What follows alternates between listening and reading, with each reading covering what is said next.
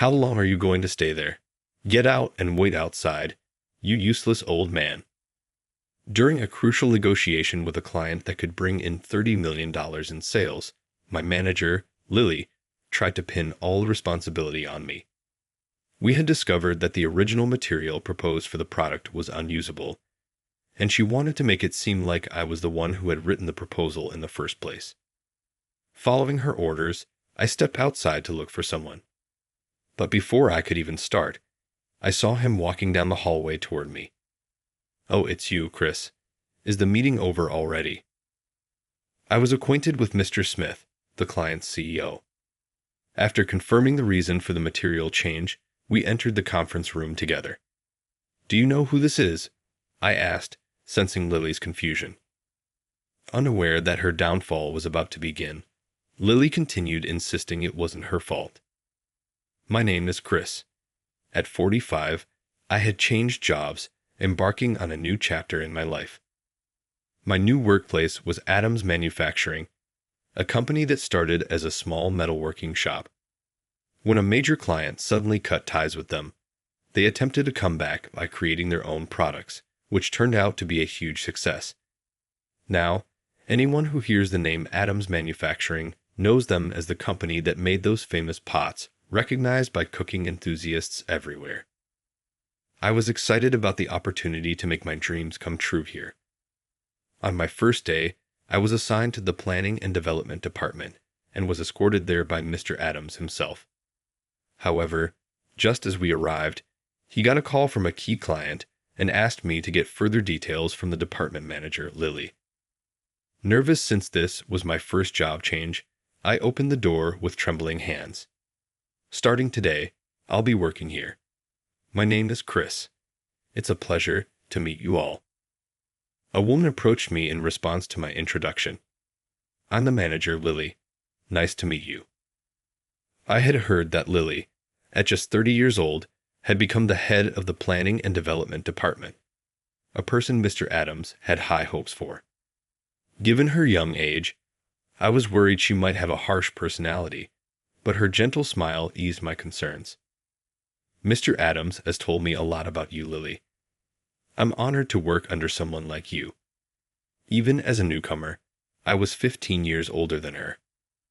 While gradually transitioning might have been okay, I should have found it odd that she used no formal language with me right from the start. "I've heard about you too, from Mr. Adams. You enjoy going to afternoon tea, right?" she said. I often went as part of my hobbies, but my real passion was, before I could finish explaining, Lily burst out laughing, leaving me stunned. A 45-year-old man with a hobby like afternoon tea.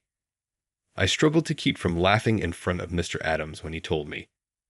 How could you proudly declare such an embarrassing hobby? No one would be unaffected by having their favorite things ridiculed. As I fell silent, Lily continued her attack. "Our company often gets media attention, you know. I can't imagine someone who switched jobs at 45 has any real talent. But I'd hate for people to find out that a creepy old man like you came up with a product that might not sell because of it. None of your ideas will see the light of day." That's all I wanted to say. Lily then delegated all the necessary work explanations to a nearby colleague. The next moment, she returned to her desk as if I didn't exist. Despite what Lily said, not submitting ideas while in the planning department would be like not working at all. Hoping she might change her mind after seeing my proposal, I submitted several, but all were promptly rejected. "Stop wasting paper and my time. I'm busy with Smith's project." Lily threw back the proposal papers without even looking at them. The A4 sheets, still clipped together, hit my face and scattered across the floor as the clip came loose. As I was about to break under the strain, the familiar name of the company brought me back to reality. "Is Smith from Smith Corporation?" "Yes, our important client. Surely you know that much." Smith Corporation specializes in kitchenware. They don't manufacture their own products, but select items they deem good to sell in their stores. According to Lily, they were planning to open a store focused on tea products and we were tasked with producing a stainless steel teapot to be their flagship item. With a price around $100 and being a collaboration between us and Smith Corporation, it was expected to sell well, potentially bringing in $30 million in sales. Mr. Adams mentioned you should prepare the proposal for Smith's project. I guess he thinks of it as a training exercise, but who knows what he's thinking. I understand. I'll have it ready by the end of the day. Lily laughed derisively at my prompt agreement. You don't need to make it. I'll do it all. I'll let you sit in on the meeting, but don't say a word. Understood. Then could I see the proposal you've prepared beforehand? Lily looked genuinely confused by my request. What are you talking about? A newcomer sitting in on the meeting doesn't get to speak. Therefore, there's no need for you to see the proposal. Just act like you don't exist and don't get in my way. Got it. A month later, I attended the meeting with Smith Corporation. Following Lily's instructions, I silently listened to the conversation. The product Lily had developed for our important client was impeccable in both design and functionality. It was the kind of product I would want to buy myself. The client's representative was also impressed, and the discussion progressed smoothly. Feeling unnecessary, I casually flipped through the proposal. Things took a drastic turn a few days later when Lily received a phone call. She stood up abruptly. What do you mean now? Do you know who I am? Wait a minute. After arguing with the caller for a few minutes, she stormed out of the office, clutching her company phone.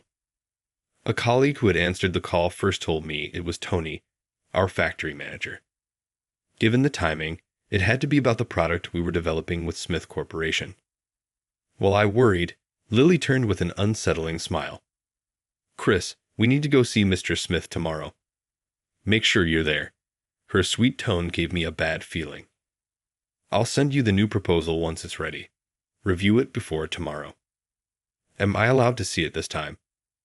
On second thought, you need to see it to learn. Read my perfect proposal and use it someday. Within an hour, the new proposal was in my inbox. Since Lily had quickly collected the previous proposal, and I didn't have access to the files, I couldn't be sure, but it didn't seem like much had changed. It was odd that there were no changes despite the heated phone call. Still uneasy, I attended the second meeting the next day. As I tried to sit down in the client's conference room, Lily grabbed my shoulders and made me stand. Actually, the content presented last time was developed by Chris. Here he is, a promising newcomer personally scouted by Adams. Since he didn't have presentation experience, I did it on his behalf. But this time, he will present himself. Lily whispered in my ear, "Make the most of this chance I gave you." Confused, I began reading through the proposal. Under Lily's direction, there were no changes from the previous proposal, yet I had to start the explanation from scratch, which made no sense to me. I wondered if the client wouldn't find it odd to hear the same pitch again, but they seemed to be watching my presentation with interest, likely understanding that I was new. What on earth is happening? Wait a minute. Isn't the stainless steel composition different from last time? With the client's comment, I finally understood Lily's intent. The more chromium and nickel in stainless steel, the more resistant it is to rust. In Lily's initial proposal, the composition had 20% chromium and 20% nickel. This ratio minimizes the metallic taste and smell to a level even top chefs wouldn't notice. However, this also made the material harder to work with. It was a product that only Adams Manufacturing could produce, and the clients loved it for that. My apologies, but it seems Chris here created the proposal without consulting our craftsmen. We were informed that they couldn't manufacture the product as proposed, so we recommend using 18/8 stainless steel instead. I see. 18/8 is still good quality, but it's disappointing. I'm terribly sorry. The client's response soured noticeably. Sensing an opportunity, Lily moved to get rid of me. Why are you still here? Get out and wait outside, you useless old man. Lily likely planned to pin the entire blame on me if the deal fell through. Following her orders, I stepped outside to look for someone. But before I could even start looking, I saw him walking down the hallway towards me. "Oh, it's you. Chris, is the meeting over already?" George Smith, the CEO of Smith Corporation, and I were acquainted. "No, I got kicked out." "Kicked out? You surprised?" Mr. Smith listened as I briefly explained the situation. Then I called our factory. After confirming the reason for the change in stainless steel, I received the expected response. Determined to point out Lily's mistake in front of Mr. Smith, we entered the conference room. "Weren't you supposed to go back to the office?" Lily fell silent when she saw Mr. Smith enter behind me. "Mr. Smith, it's been a while. Did my subordinate cause you any trouble?" Mr. Smith, visibly displeased, took a seat. "Oh, he's caused a lot of trouble. I sincerely apologize for that. I'll make sure Chris faces the proper consequences when we get back." Mr. Smith, leaning on the table with both elbows, glared at Lily. "Not Chris. You caused the trouble." The force of his words made Lily falter. "Are you talking about the stainless steel issue? While I do bear responsibility for the lack of training, the change in material was entirely Chris's fault." "Oh, even now, you're still blaming Chris. You know the numerous products I've developed, Mr. Smith. Are you really going to believe a newcomer over someone as skilled and experienced as me?"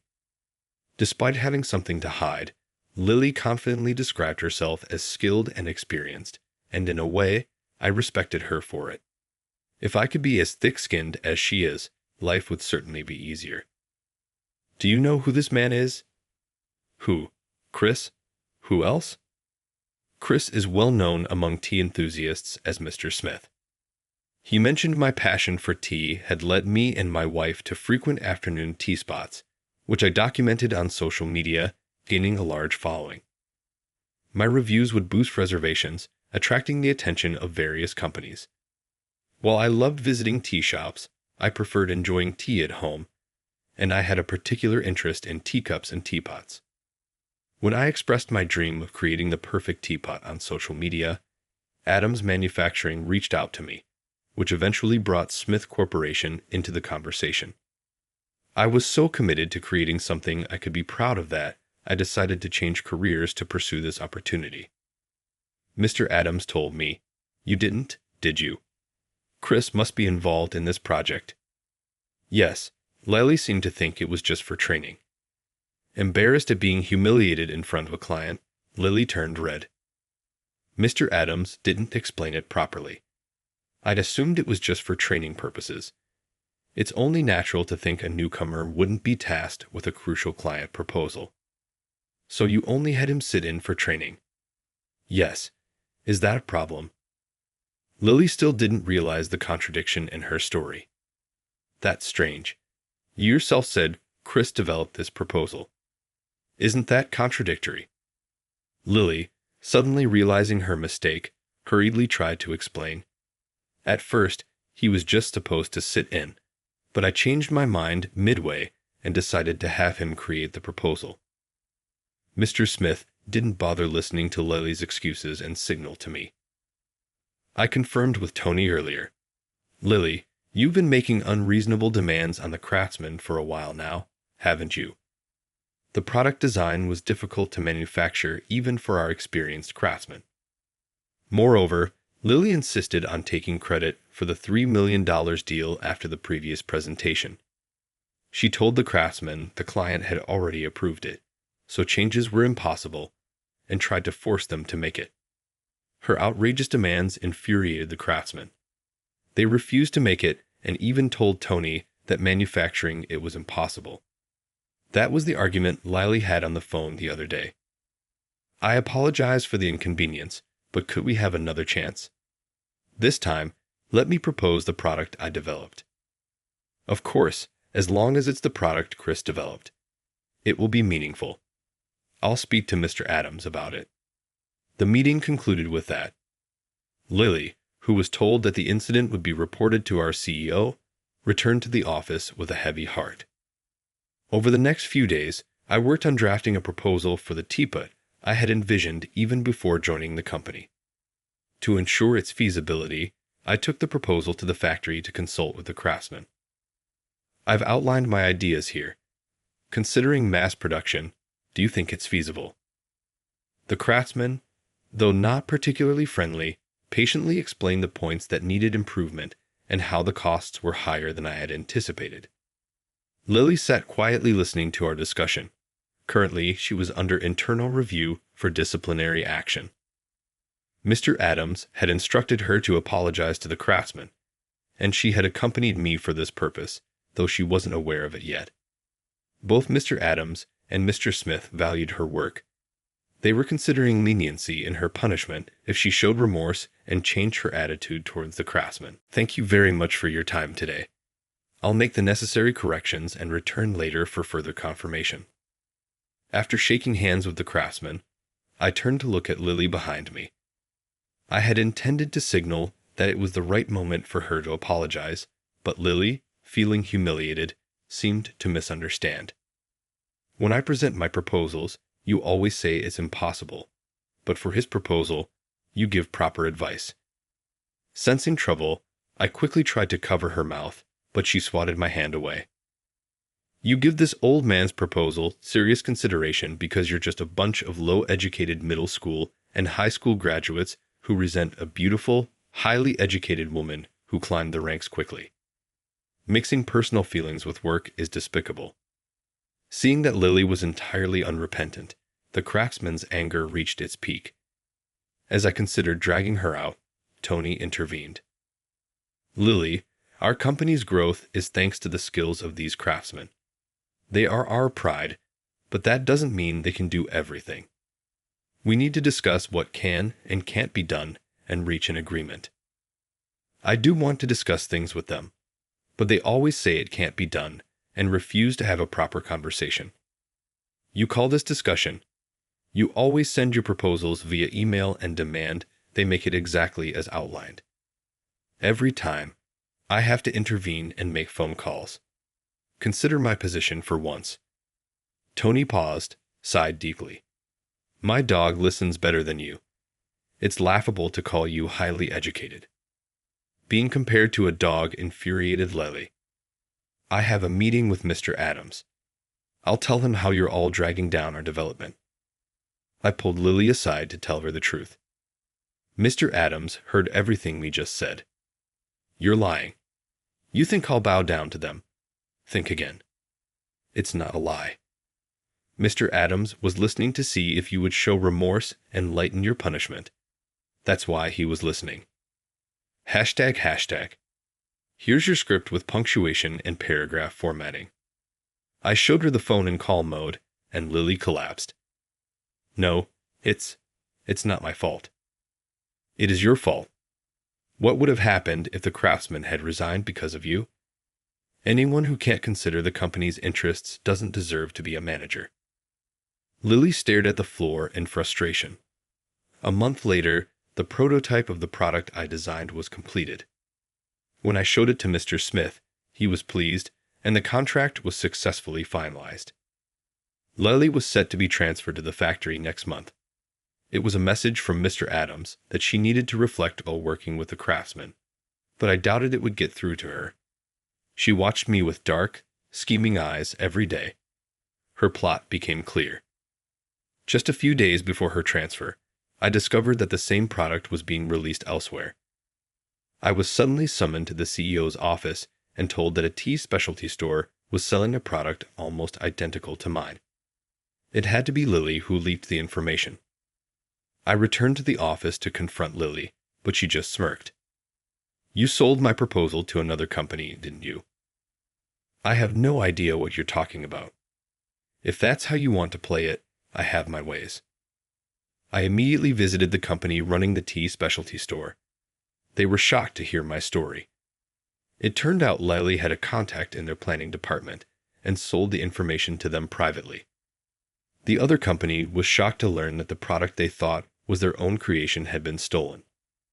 When they called in the person responsible and confronted them, they quickly confessed out of fear. The other company agreed to stop selling the product immediately.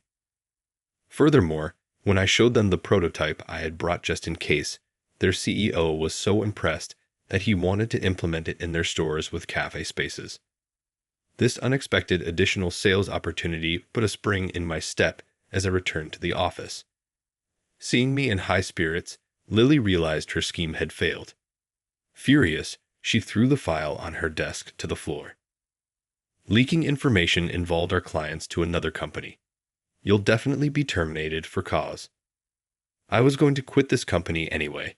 You'll regret losing such a talented employee like me. Of course, it was Lily who ended up regretting it. After being terminated for cause, Lily struggled to find a new job.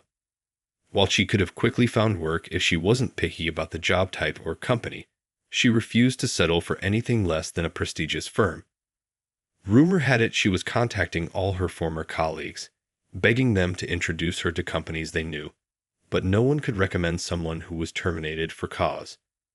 Without any leads, Lily ended up working a temporary job inspecting products at a factory, claiming it was just until she found something better. However, her habit of looking down on factory workers got her into trouble. She got yelled at daily with comments like, "What's with that attitude?" and ended up crying and begging her former colleagues for help. For her own sake, I thought it best to leave her to reflect on her actions. 6 months after Lily left, the teapot I designed was finally released. It was an unexpected hit, with production struggling to keep up with demand, much to the delight of Mr. Adams and Mr. Smith. One Saturday afternoon, I made tea with that teapot and served it to my wife. This is delicious, as expected from something you put so much effort into. It's really special. Proud of the compliment, I started explaining its features. I made sure it has a round shape to encourage jumping, and it also retains heat well. My wife smiled warmly as she listened to me passionately talk about the teapot. We didn't have children and had chosen to live our lives together as a couple. These moments of enjoying tea together were precious to us. For both my wife and myself, I wanted to continue working on developing products that enhance